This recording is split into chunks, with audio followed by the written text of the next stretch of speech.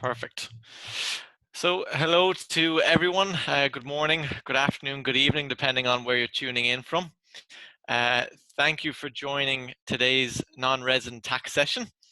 I know it's a little bit different than the one we did in Wyoming last year, but hopefully will be equally as beneficial to you all.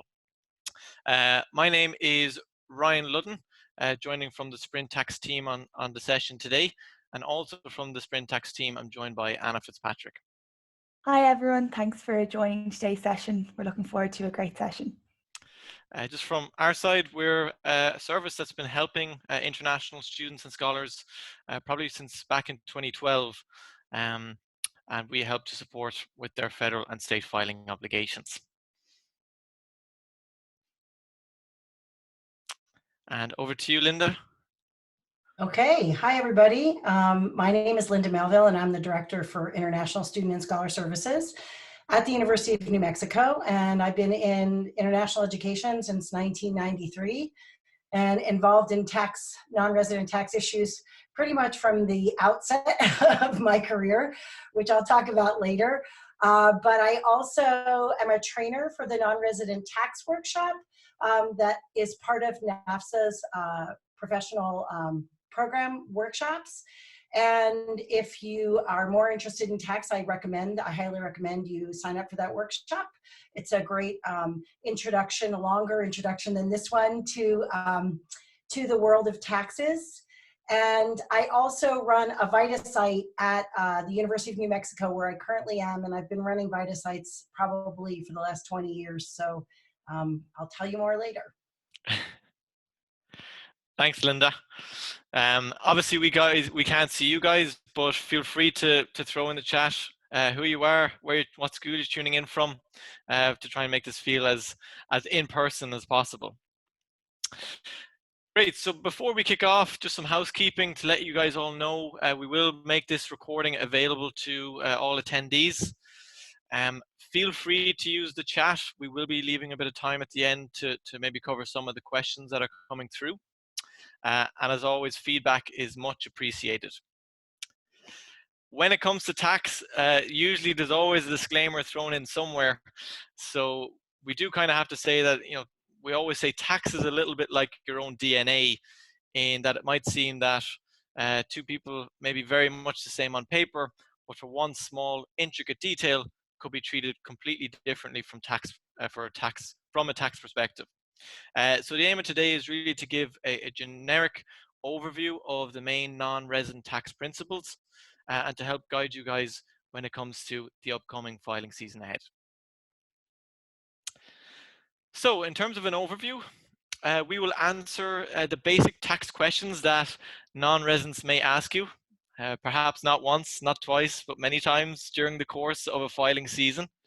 So the core and basic tax principles when it comes to NRA taxation in the USA. We will have a close look at maybe the stimulus check that recently went out. That was quite a hot topic across schools. And we'll kind of join that in with understanding the implications of filing an incorrect tax return. I'll then hand it over to Linda to give you a university perspective directly from University of New Mexico, which will be absolutely very, very interesting. And we'll close it off with some tax behavior that we've seen from Sprint Tax to try and relay that to what's going on your campus or perhaps off campus as well for 2020 filing season. And of course, we'll leave a bit of time at the end for questions. If there's questions that we don't get through the chat, we will maybe try and address those offline after the session. So before we kick off, let's make sure everyone's awake. So we'll just kick off our first poll of the day. And that is, how have you been spending your spare time since the pandemic? Perhaps maybe not spare time, but the time that we've all been back home offline. I'm sure you guys have had Zoom calls. Maybe folks have been redecorating, answering questions you've already answered before from students. Linda, I'm sure you can agree to that one. Absolutely. I think for me, it's all of the above. You didn't put gardening on here. Gardening is what I've been doing too. We'll have to reset the polls here because that might slide in as a top one. Let's see what comes in. As expected, Zoom calls come in first. And all of the fun that comes with Zoom calls, like your technical difficulties, but all of the above and more as well coming in at a close second, which I can agree to as well. So now that we know everyone's awake, let's jump into some of the principles of non-resident tax, maybe some of the questions that you get from international students during filing season. One of those is the concept of residency for tax purposes. So it's quite a popular question that international folks will ask you. And I suppose it's an important one all the same. And I suppose just because someone is an international student doesn't necessarily mean that they're a non-resident for tax purposes. So it is important to say that it is independent of visa or immigration status. Now, the good news is that the IRS have some generally clear guidelines on how international students and scholars are treated from a residency perspective. Generally, most international students and scholars who are on F, J, M, or Q visas are considered non-resident for tax purposes for a set period of time. When we're talking about international students on J1 and F1 visas, generally automatically considered non-resident for their first 5 calendar years in the US. It doesn't need to be consecutive, it's a lifetime rule. If you've got visa holders or J visa holders like scholars, researchers, maybe teachers, professors on J visas, they're actually considered non-residents for 2 calendar years. And if you've been in the US for longer than the 5-year period or the 2-year period for your scholars and researchers, your days will start counting towards the substantial presence test. And that will determine your tax residency. As I always say, it sounds like a bit like a crazy science experiment, but it will generally count all of the days that you've been present on US soil for the current year. It will add that to 1/3 of the days of presence the year before that, and it will add that to 1/6 of the days of presence the year before that. If it totals to 183 days or more, bingo, you'll generally be deemed a resident for tax purposes. You'll see as well the COVID impact on the left for folks who may have returned home during the tax year. Those days that they have been outside of the US would not be counted towards that substantial presence test.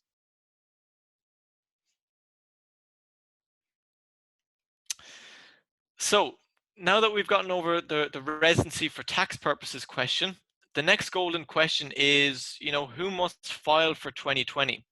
If I've got international students on campus or off campus, what do they actually need to do from a tax perspective? And I suppose at its most simplest, everyone needs to do something. So if they're a non-resident international student or scholar, for the most part, you guys will probably have mostly F or Js. Everyone will need to file Form 8843 if they're a non-resident for tax purposes, irrespective of whether or not they earned US source income. Now, the important thing to know about 8843 is that you won't need a social security number or an ITIN in order to file just Form 8843. In terms of who needs to file a federal tax return, it's quite simple when it comes to non-residents. Essentially, if they earn any US source income, taxable earnings over $0, they will need to file a federal tax return by law. So that's either the 1040 NR or the 1040 NR EZ. And I suppose that can come from a range of different sources. Maybe it's the wages that they earned working on campus. Maybe it's the taxable scholarships like stipends or housing allowances that they got. Maybe they've been investing on eToro, or maybe they've had gains in stocks or shares, or renting their Airbnb in New Mexico. All of these are different ways of getting taxable earnings. And again, if that goes over $0, they will need to file a federal tax return. So Form 8843, sometimes the sheer description of it can confuse lots of international students. A statement for exempt individuals and individuals with a medical condition. Sounds quite confusing, but it's actually a fairly simple document. We talked about the 5-year rule for international students and scholars, or the 2-year rule for scholars, scholars or researchers. Essentially, this is a declaration of non-resident status, where you're telling the IRS, because I'm an F1 student, still have my 5-year lifetime rule, please exempt these days from counting them towards the substantial presence test. So it's a very simple document, but the minimum obligation for all non-residents. You don't need an ITIN or a social security number if you just need to file Form 8843. And there's an idea here at Sprint Tax that because of that, they must be stockpiled somewhere out in the Nevada desert, given that there's no way of tracking who filed Form 8843. But again, it's a minimum obligation for all international students and scholars, and really important that we communicate that to them as well. In terms of important dates for 2020, when we're looking at the tax filing season for the 2020 season, the IRS will generally be looking at everything that's happened between the 1st of January 2020 and the 31st of December 2020. And the filing deadline as of now is Thursday, April 15th, 2021. I don't foresee an extended season like this year, which I'm sure you all agree, it feels like tax filing season has just ended. It certainly feels like that for us here, but I do think that that date will probably stay the same, Thursday, April 15th, 2021. So just another poll, keen to get your thoughts on this one. Looking at what percentage of your international students and scholars are now enrolled in or maybe are attending classes from overseas. So options here, 0%, maybe it's under 25%, maybe it's close to 25 or 50%, maybe more, or maybe you're not sure.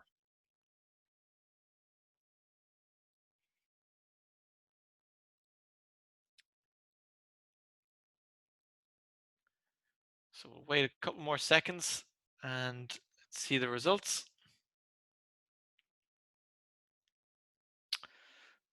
Interesting. So over 60% saying that between 1 and 25% are taking classes online or now are online from taking classes from overseas. Very, very interesting. You might have folks who started, were present in 2020 for some stage, returned home, or you might have folks that aren't even setting foot in the US during the tax year.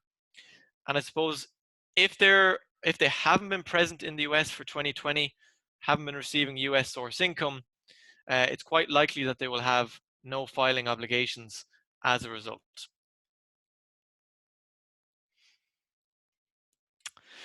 So in terms of income that doesn't trigger a filing requirement for non-residents, we get some of these questions all the time at workshops and webinars. So I'm sure you guys get questions about this as well on your end. As long as they're a non-resident for tax purposes, these are some of the most popular income types that don't trigger filing requirements in the US.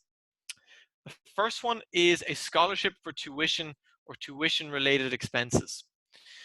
Generally, that's non-taxable and non-reportable in the US. Where the gray area pops up there is if you have someone who's getting scholarship that's not directly related to tuition. Maybe you've got someone who's getting a weekly stipend, or maybe they're getting their room and board, housing allowances. Those are generally taxable and would generally are reported on Form 1042S and will carry a filing requirement. If the individual will generally get a 1042S income document with which they'll need to use on their federal tax return. But if it's just covering their tuition, generally non-taxable, non-reportable. Scholarship received from outside of the US. So as you might be able to tell, my accent is originally from Ireland. If Trinity College Dublin wanted to provide me with a scholarship to study at University of New Mexico a couple of years back, that would have been awesome. Would have loved it, would have had Linda as my director. But essentially, if it's outside of the US, a scholarship received outside the US does not carry taxable implications as a non-resident. Money transferred from parents or relatives overseas, non-taxable. It's quite common that folks will send money overseas to help with the cost of living. Doesn't carry a taxable implication in the US.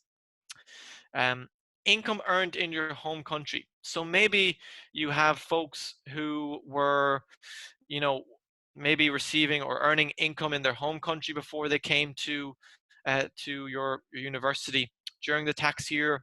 Maybe they're renting properties or getting some kind of income from their home countries. As long as you're a non-resident for tax purposes, the IRS will not look at your worldwide income. So they would only look at your worldwide income if you were actually a resident for tax purposes. Finally, interest on a regular savings account. You'll probably all agree it won't even buy you a cup of coffee. But generally, for the most part, it doesn't carry taxable implications. If it did, your financial institution would generally issue you with a 1099 income document or your international population. In terms of some of the tax documents that your non-residents may receive, the most popular one, I'm sure you all agree, is a W-2. So this will generally reflect the taxable earnings or wages that you've earned during the tax year and the tax that's been withheld on it. Probably the most popular income document your international population will get. The next one is the 1042S. This is when we're looking at taxable scholarships, stipends, grants, or awards, maybe royalty payments. Not as popular as the W-2, but absolutely pops its head for many schools and universities when we're talking about non-residents. I just want to interrupt Ryan for a second and just say that 1042S is also issued when they have treaty income, and that Correct. can make things confusing. Yes, very, very good point. So you might have someone that was working, and part of the income that was exempt by a tax treaty would be reported on the 1042S. The rest would be on a W-2. So they might be coming to you saying, why am I getting two different income documents for my employment? So absolutely great point, Linda. And then you've got your 1099s for, these are popping its head up more and more as folks look at using investment apps, maybe folks who are renting or independent contractors sometimes pop its head up when folks get 1099 miscellaneouses. But I suppose what's important here is any of the income that they're getting during the tax year will generally be reflected on any of these three income documents, and they'll need to report those on their tax return. So we often have a saying at Sprint Tax when it comes to non-residents, no matter how much you love each other, no matter how long you've been together, unfortunately, as two non-residents in the US, you cannot file jointly on your US tax return. So you will be treated separately from a tax perspective. You'll need to file your own Form 8843, your own federal tax return if you have a federal obligation. The only caveat there is if a non-resident is married to a resident for tax purposes, then you've got options. You can elect to either file separately as a non-resident for tax purposes, or you could decide to file jointly on the resident return. And I suppose the only thing the advice I would say there is they would need to do their homework to see what's most beneficial for them, what's the best option to run with. But they do have the option to go either or. FICA taxes, or most commonly known as Social Security or Medicare. Generally, these are This doesn't pop its head as much when we're dealing with on-campus employment. Where we see this popping up a lot is OPT, or folks that are working with outside employers. Because generally when it comes to FICA taxes, non-resident international students and scholars on J1 and F1 visas should not be paying FICA as long as they're non-residents for tax purposes. It's not a blanket rule. H1B, J2 and TN visa holders are subject to FICA taxes from their first day of employment. Now, I'm not sure about you, Linda, if you see it pop up a lot on campus. We've seen that maybe sometimes there's outside employers contracted with the school, and sometimes folks will go on their payroll, and that's where FICA might come into play, or we would mostly see it with OPT. Yeah, Chartwells is who our vendor is for the food service on campus. I know Aramark is also another big vendor at universities across the US. And we have a huge problem with Chartwells continuing to tax improperly. They don't withhold federal taxes at all, and they withhold FICA instead. And so it's a giant mess every year for students to get their money back from FICA. So. Yeah, I'm sure lots of schools share your pain. In terms of getting that back, usually your first port of call is to approach the employer to ask the employer to issue with a refund of those taxes back. I'm sure, speaking from experience, Linda, that doesn't always seem to be the case. If the employer refuses, you need to prepare a FICA tax return, which is Form 843 and 8316. We see FICA tax returns popping up all the time on Sprint Tax. But yeah, it certainly does pop its head quite a lot. Equally as maybe troublesome or difficult is the ITINs. So feel free to let us know in the chat if you've ever had nightmare days with regards to the ITIN application process. ITIN, or Individual Taxpayer Identification Number, this pops its head mostly when we're talking about athletes who are getting taxable scholarships but aren't working, aren't eligible for a social security number, and as a result are getting taxable income which needs to be reported. And if you're filing a federal tax return, you need either a social security number or an ITIN to be able to file. So Linda, I might actually pass this one to you a little bit, just to speak from your own experiences on the ITIN side, what you've seen at your school. So just like with immigration rules, it's sort of an application, and I'm going to talk about this a little bit. We have a specific role as DSOs with regard to people who are in the SEVA system, in that we are able to file applications with photocopies of the individual documents so that they don't have to send the originals into to the IRS. And who wants to send their original passport to the IRS? So they have a very specific process, and it's pretty much like immigration. If you don't tick all the correct boxes and include all the correct information, the application will be rejected. If you do so, then typically you'll get it if it's not during tax filing season, which we usually try to organize all of our international athletes, for example, to apply for these in the fall when they arrive, or in January when they arrive if they're arriving for spring.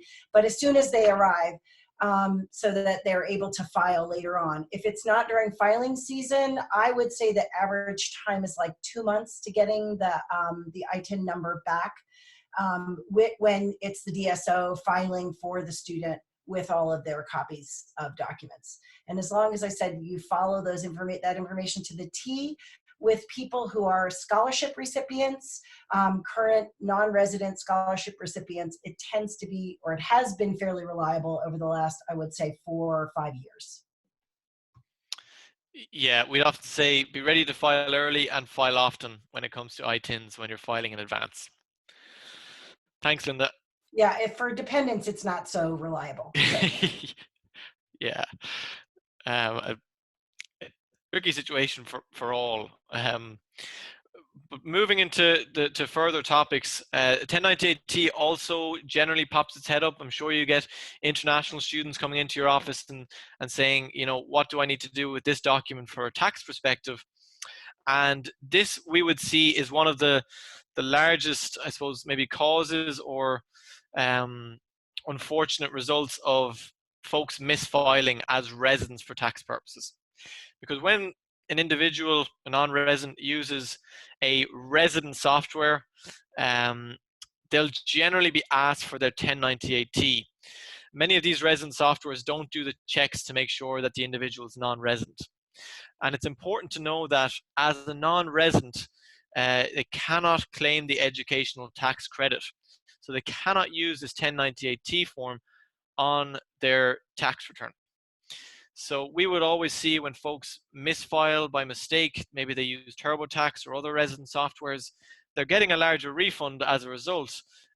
This is one of the reasons. But of course, they're not actually eligible to use that.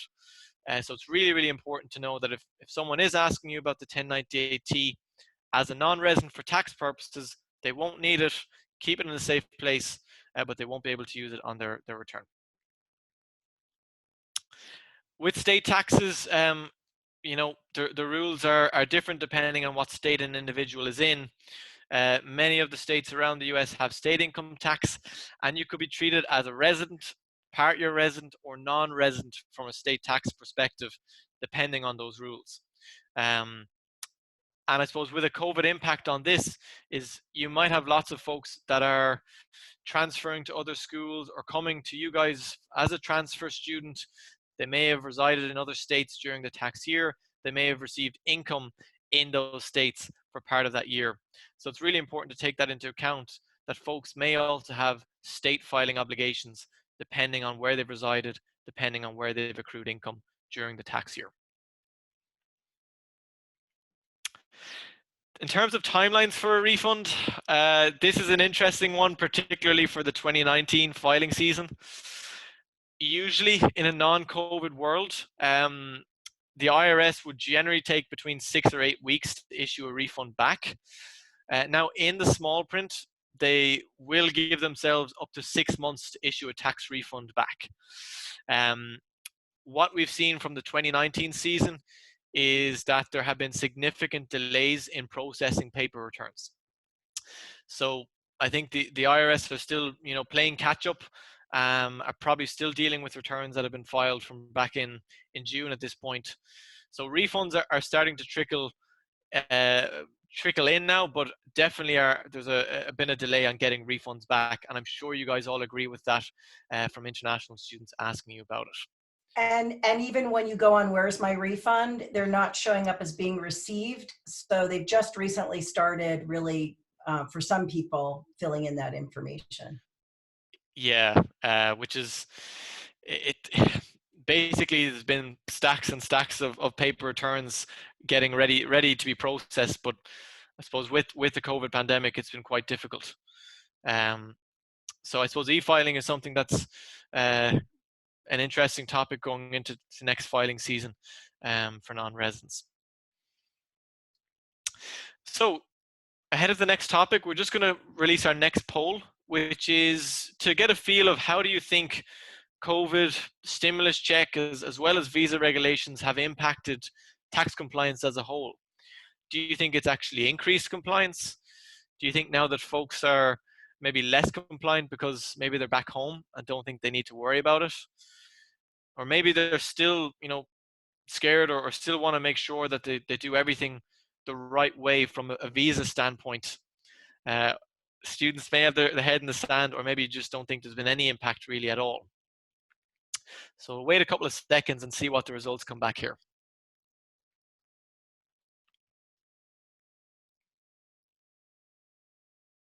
And I would definitely say at UNM, we had to close our tax site early. So I think we've had a lot fewer people complying. Yeah, interesting to see here. 37% outline that students are less compliant as they're no longer in the US. So very, very interesting, and good point as well to hear it from you, Linda, that maybe because VITA sites were closed, maybe people were back in their home countries, that this may not have been as high a topic on their agenda. Like there have been a lot of things that they've had to worry about, let alone taxes. We have seen that there's still been we have seen an increase overall on sprint tax in compliance. but interesting to hear it from a school's perspective. So something that came up and made headlines this year, this filing season, was the whole concept of the stimulus check. And I'm sure a lot of your international students have woken up one morning and realized they've had $1,200 waiting in their bank account, or maybe there's a check for $1,200 waiting in the mail. So feel free to let us know in the chat if you're one of those schools that have been getting lots and lots of emails from international students about this. I suppose without going too into details of this, I suppose what we would say here is who is not eligible to receive or keep the economic impact payment would be a non-resident alien for tax purposes. So why we have seen this pop up so much is that folks have been filing, by mistake as a resident for tax purposes, and as a result would have, I suppose, fit the bill for the most part for the IRS to issue a stimulus payment to them based on their prior year returns. The IRS were basing it off your 2019 or 18 tax return. So if you file as a resident, you're generally potentially eligible to get this payment. But it's very, very important to stress, if you're a non-resident alien for tax purposes, you're not eligible to receive the payment or keep the payment. So you must return it back if that's the case.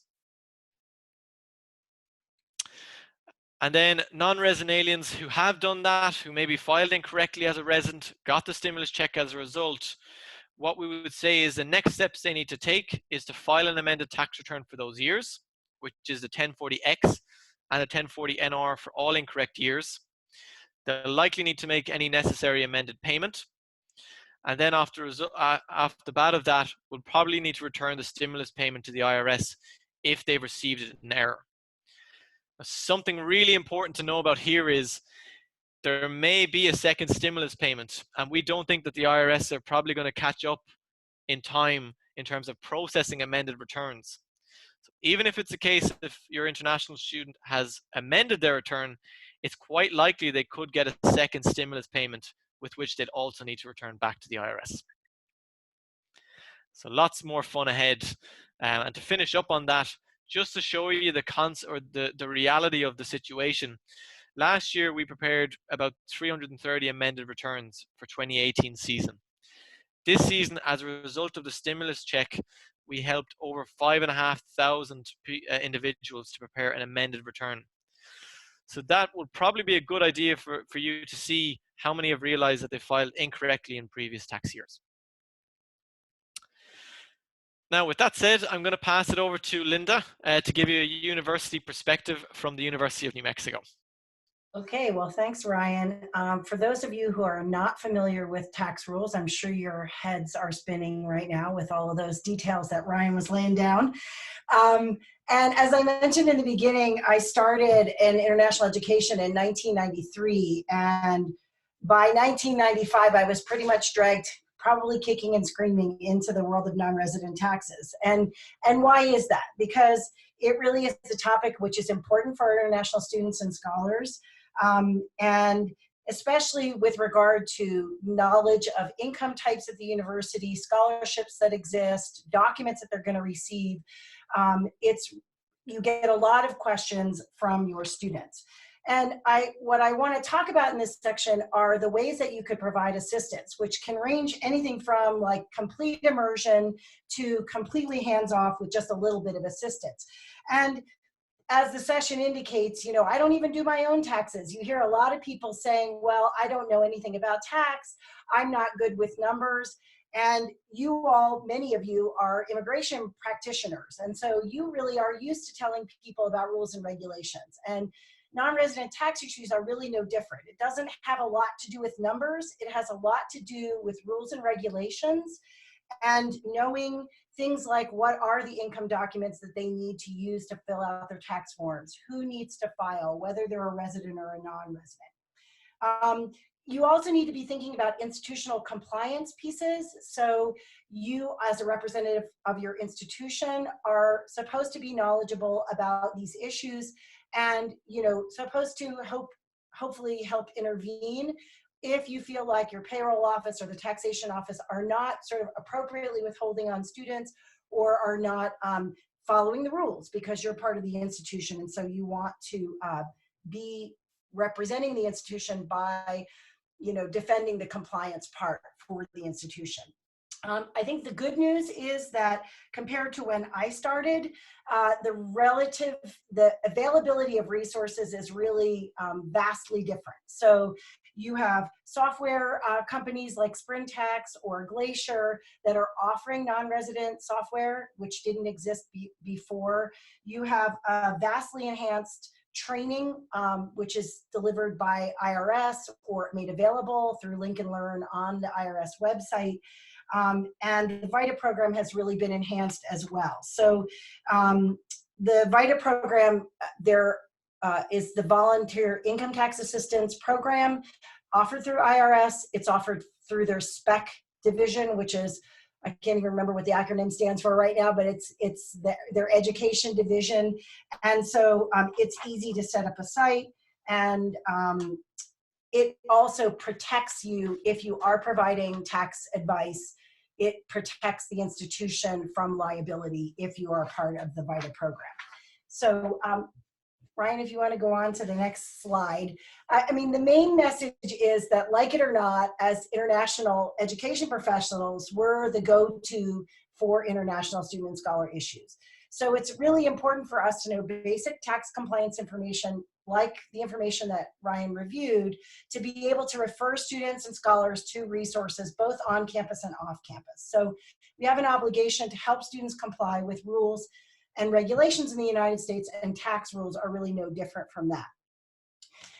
In addition, DSOs, as I mentioned, have a specific role or specific permission that's granted by IRS to request individual tax ID numbers for individuals that are in the SEVIS system, so that they don't have to send their original immigration documents to the IRS to apply for those numbers. So if you have a lot of athletes on campus, or you have people that are in non-service scholarships where they're receiving over and above the tuition amount, so they're getting any kind of living expenses, but they don't have a job, so they can't qualify for a Social Security number, those individuals are going to need to request an ITIN number, and you can really help them out by assisting with that application process, which you can learn more about in the NAFSA workshop, or you can actually send me an email and I will send you those materials.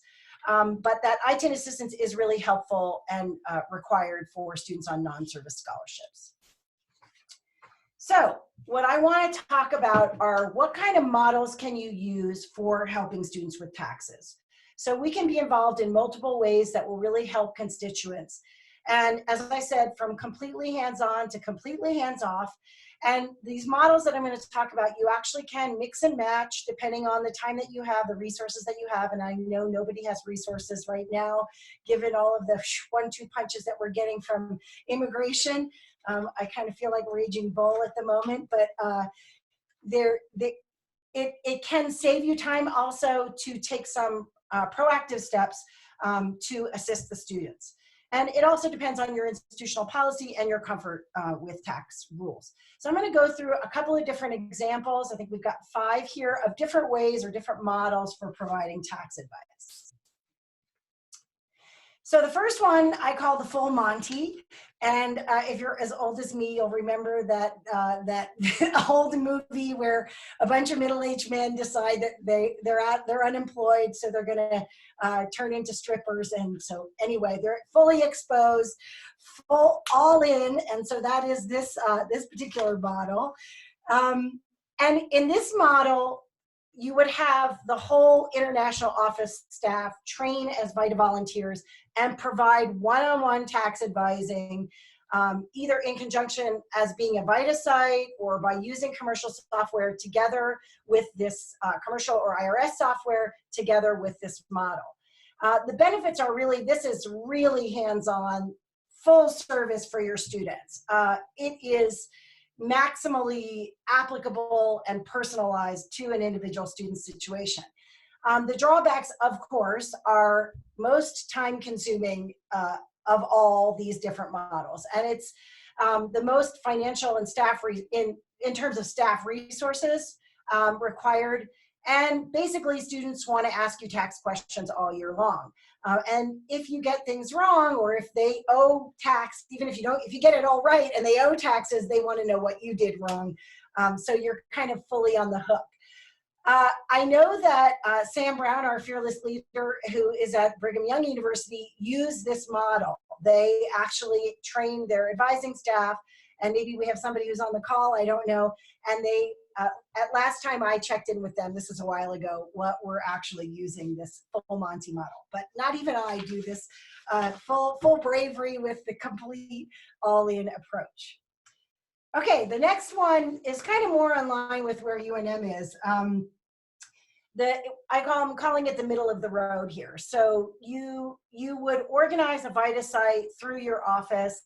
Again, volunteer income tax assistance. You partner with your local IRS office to set up a site, recruit volunteers, host the site in a location near your campus, advertise, provide materials, conduct volunteer appreciation after your tax season is finished. And it can be in conjunction with software programs as well, commercial software or the IRS software. And this is pretty much the approach that we use. It is really relevant, it's applicable, and it's personal. It is limited in scope in the sense that, you have your site open for a certain number of months of the year. You try to create boundaries or a separation between the international office and the tax advice.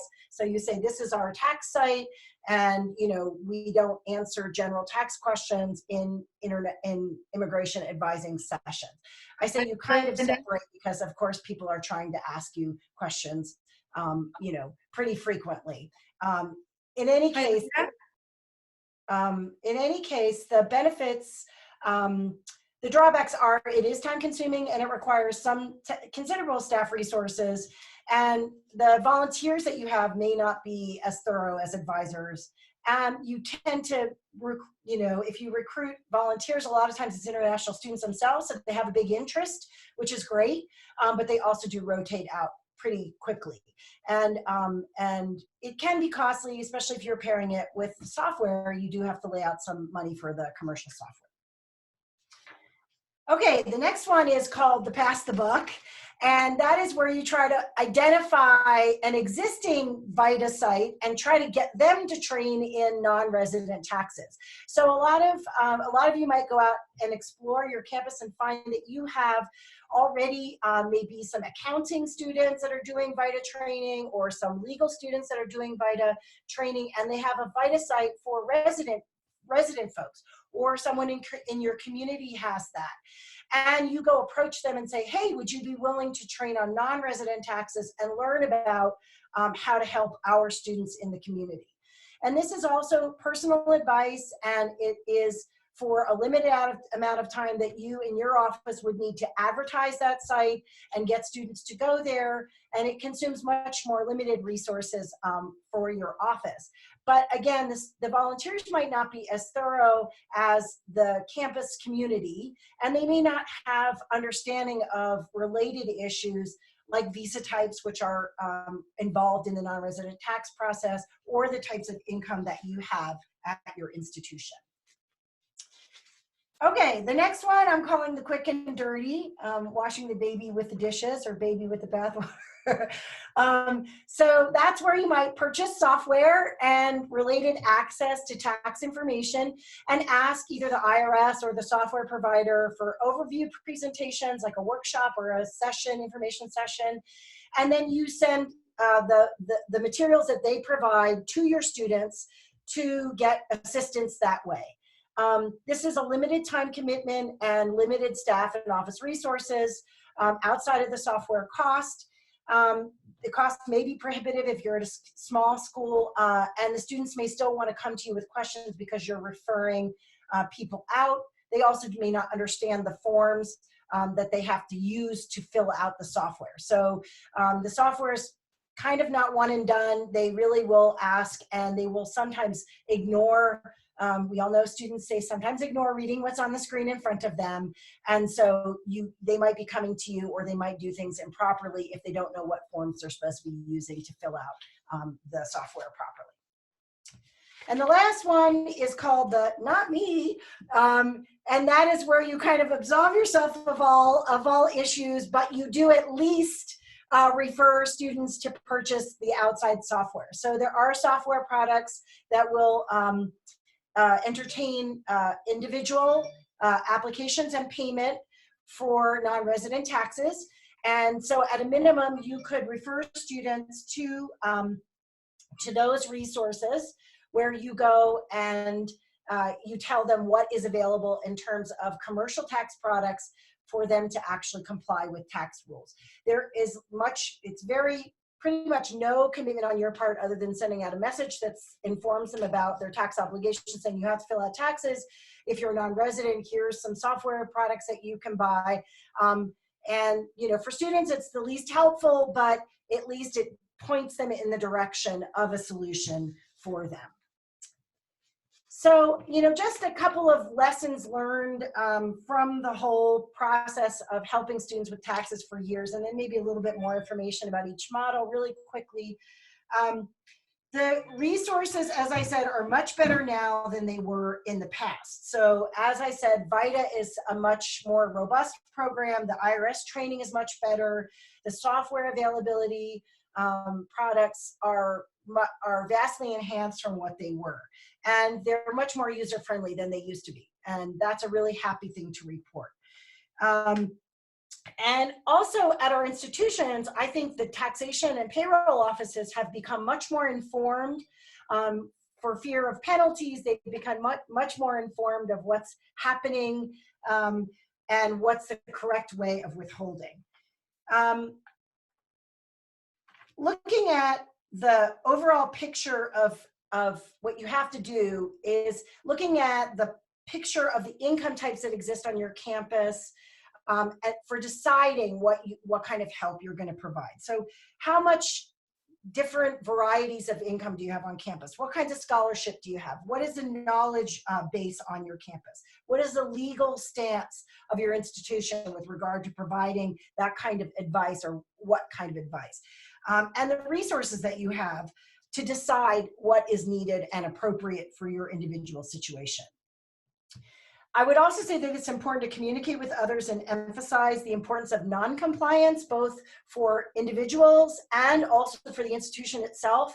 So, you want to, when you're trying to advocate for resources to provide this kind of a service, you need to be focusing on how it's really the institution's responsibility to comply with the rules, and also to provide information about how our constituents can comply with the rules.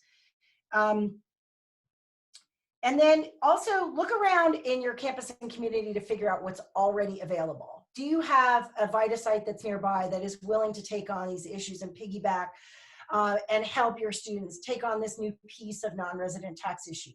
Do you have somebody on campus who's doing that? Do you have an interest amongst your staff to take on some of those responsibilities? So those things are really important to look at when you're trying to decide. So as I said also, that there's a lot of great resources that exist, but none of them are standalone. Each requires that you set boundaries, that you kind of commit to a certain level of involvement with sort of a clear mind, as clear as it can be before you get yourself in the weeds with all of those issues. And that you think through the whole process of support that you're going to give, when you want to give it, how you're going to give it, and what you can afford to give. So I want to end there because I want us to have a minute or two for questions. And I know that Anna is going over a few other slides before we get there, so I'll stop. I think those models are absolutely excellent as well, Linda. So thank you for sharing those. Yeah, agreed. I think we just have 2 quick slides, and then we'll open it for questions to the audience. Yeah, just some quick statistics that we saw at Sprint Tax last season. So we saw 215,000 non-residents completed their returns with us, up from 165,000 last year. You'll see where the drop-off is, which I'm sure you have experienced in your offices, in registrations versus completions. And also then on the amended returns, we saw that massive increase from last year that Ryan touched on, which was largely as the result of the stimulus check. And then in terms of refund statistics, we saw on the federal side, 70% received an average refund of around $1,100. And on the state side, around 59% received an average refund of around $460. So, you know, tax compliance remains as the most important factor, and that's what we push for. But it's nice to see that there are some monetary benefits for being tax compliant as well. Then just some useful resources. Linda touched on the NAFSA Principles of Non-Resident Alien Tax Compliance webinar, and also some useful IRS publications are there as well. Great. Thanks, Anna. And thanks everyone for attending. I'm sure there's lots and lots of questions. We might try and maybe cover one or two, Linda. Yeah. Let's see if we can get.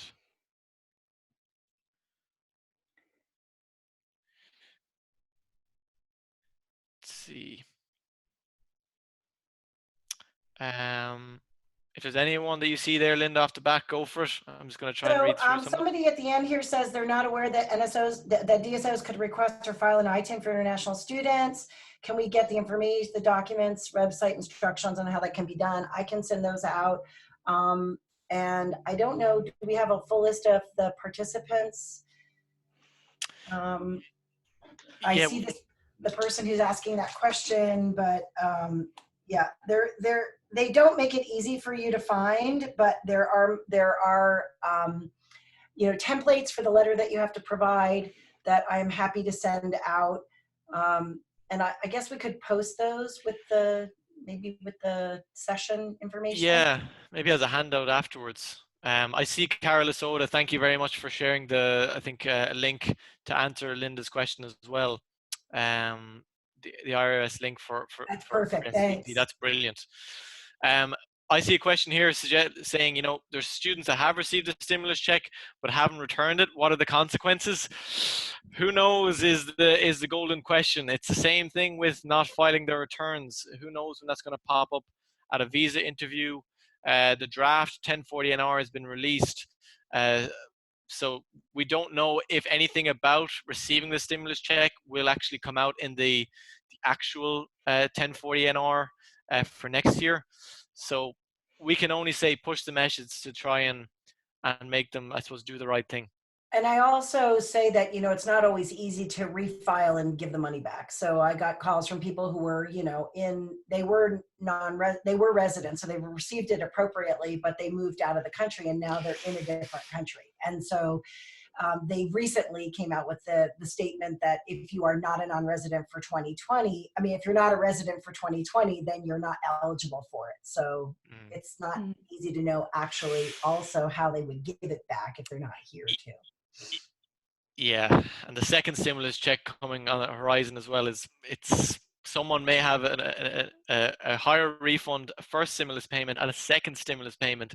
That's when things start to get a little out of hand. But we can only say to try and encourage them to do the right thing as always. Happy to jump in with one more, Ryan, if you can hear me. Yeah, okay. go for it, Linda. And a real interesting one from Carol Isoda in northern Colorado, talking about an exemption where a non-resident who is married to a US resident might decide that they would prefer to file a joint return, and rather than be taxed as a non-resident themselves, they would in fact be taxed as a resident.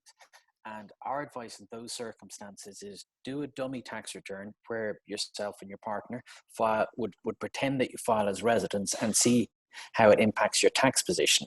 And then do a second dummy tax return. Don't submit anything to the IRS yet, but do a dummy tax return where you guys prepare your taxes separately. And what it'll probably boil down to is if the non-resident is still eligible for certain tax treaties, they might be able to get a higher level of their income included within the tax treaty, meaning that it's going to be exempt from tax. And that treaty threshold could be higher than what they might be entitled to if they were filing a joint tax return and entitled to what every other US resident would be entitled to. Some of the tax treaties that we know of can be very, very generous in terms of very high limits on income before you actually have to pay tax. So that's what our advice is: do a dummy run to see which one works out best for you as a couple in your particular circumstances. And there's lots of complexity to that, but I would just say for students, not for scholars, unless there is a country tax treaty that's really beneficial, typically being a resident is always going to be your best bet, unless you're rich and you have lots of assets abroad. Great. Well, thank you so much, everyone. We've left our names and our emails. If any of you have questions at all on today's session, we'd be happy to answer them after as well. But thanks for staying awake and for talking taxes with us. Thanks, everyone. Have a great day. Bye.